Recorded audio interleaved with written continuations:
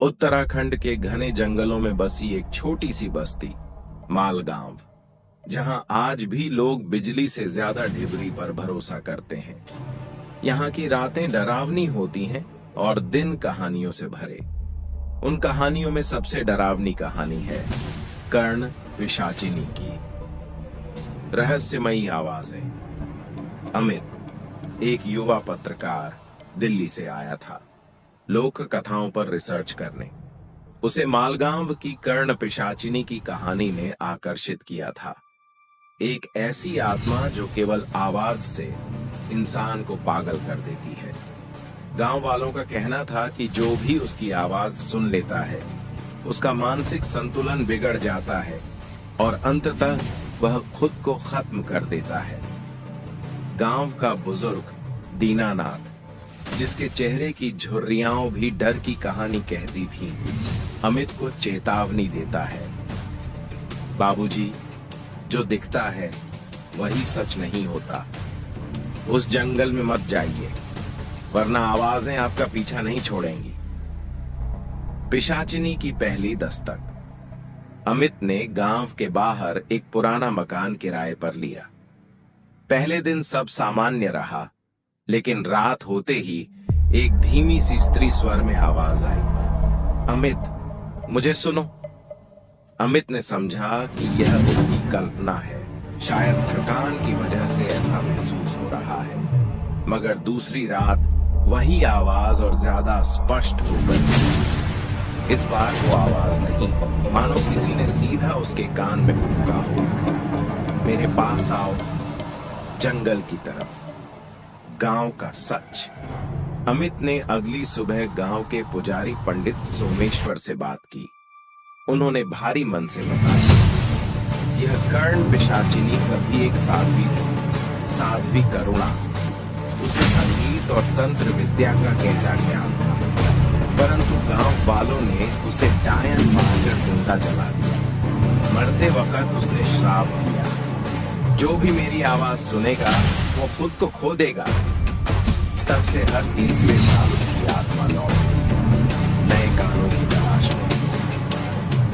अमित का अनुभव, अमित अब हर रात वो आवाज सुन रहा था। उसके शरीर में अजीब सी सिहरन दौड़ जाती।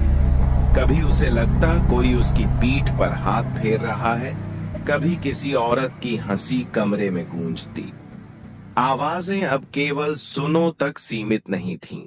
वे कहती, मैं तुम्हारे अंदर आना चाहती हूं, मुझे रास्ता दो। एक रात अमित ने रिकॉर्डर लगाया। सुबह जब उसने रिकॉर्डिंग सुनी तो जो सुना वो उसके रोंगटे खड़े कर गया। मैं कर्ण पिशाचिनी हूं, अब तुम मेरे हो। अंतर मन की लड़ाई। अब अमित की हालत बिगड़ने लगी थी। वह चिल्लाने लगा, दीवारों से बातें करने लगा। गांव के वैद्य ने उसे देखा और कहा, यह पिशाचिनी की पकड़ में है, इसे जंगल ले जाकर आखिरी मंत्र करना होगा, वरना यह लड़का मारा जाएगा। जंगल की अंतिम रात पंडित, वैद्य और 2 ग्रामीणों के साथ अमित को रात 12 बजे जंगल ले जाया गया। वहां एक पुराना वृक्ष था, शापित पीपल, जहां करुणा को जलाया गया था। पंडित ने यज्ञ शुरू किया। मंत्र गूंजने लगे और उसी समय हवा तेज हो गई। आवाजें फिर शुरू हुई। रुको, ये मेरा है, इसकी आत्मा अब मेरी है। अमित जमीन पर गिरा, कांपने लगा। उसके कान से खून बह रहा था। तभी पंडित ने तांत्रिक मंत्र पढ़ते हुए पिशाचिनी से कहा, अगर तू सच में शक्तिशाली है तो खुद सामने आ। और तभी एक धुएं जैसी आकृति वृक्ष से निकलकर आई। लंबी जटाएं, रक्त आंखें और चेहरे पर भयानक गुस्सा। तुम सबने मुझे जलाया, अब मैं तुम्हारे कान फाड़ दूंगी। शांति या धोखा। मंत्रों के प्रभाव से वो आकृति चिल्लाते हुए पिघलने लगी। अमित बेहोश हो गया। पंडित ने बताया, उसके शाप का असर टूटा नहीं है, बस रोका गया है। वो फिर लौटेगी, किसी और की सुनने की इच्छा बनकर। 3 साल बाद दिल्ली। एक पॉडकास्ट स्टूडियो। लोक कथाएं और रहस्य के एपिसोड में अमित फिर से कहानी सुना रहा था।